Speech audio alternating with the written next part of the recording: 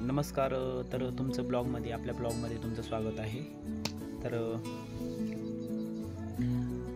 एखाद्या नवीन राज्याची निर्मिती करायचं असेल तर राज्यघटनेच्या कलमानुसार 2 आहे आणि पर्वतरांगा, नद्या आणि एखाद्या जिल्ह्याचं नाव चेंज करायचं असेल तर त्यानुसार तर राज्यघटनेनुसार कलम 3 आहे. नवीन एक जिल्हा निर्माण होणार आहे. तर नवीन निर्माण होणाऱ्या जिल्ह्याचं नाव उदगीर आहे. तर उदगीर हा पूर्वी तालुका होता. तर उदगीरचं लातूर आणि नांदेड या 2 जिल्ह्यामधून विभाजन होऊन उदगीर हा नवीन जिल्हा तयार होणार आहे. तर उदगीर जिल्हा हा त्यामध्ये तालुके अहमदपूर, जळकोट, देवणी आणि बाराही असं त्याचं नवीन निर्माण होणार आहे तालुक्यात.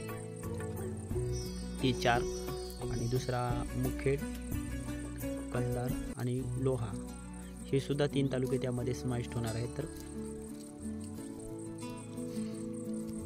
1 मे 1980च्या पूर्वी 26 जिल्हे होते. तर 1 मे 1981 रत्नागिरीचं विभाजन होऊन सिंधुदुर्ग हा नव्याने जिल्हा तयार झाला. त्यानंतर छत्रपती संभाजीनगरचं विभाजन होऊन जालना हा जिल्हा तयार झाला. तर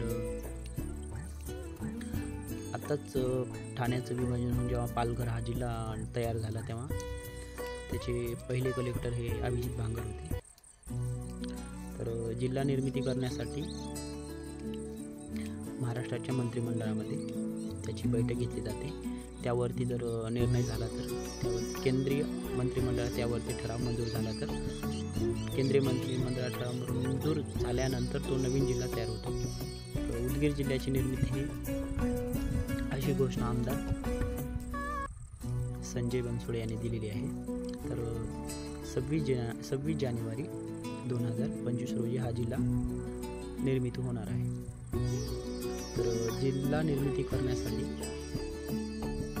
त्या जिल्ह्यावरती नवीन कलेक्टर ऑफिस, जिल्हा परिषद, जिल्ह्यासाठी जेवढ्या गोष्टी लागतात तेवढ्या गोष्टी त्या जिल्ह्यावरती निर्माण करावं लागते. त्यासाठी भरपूर सारा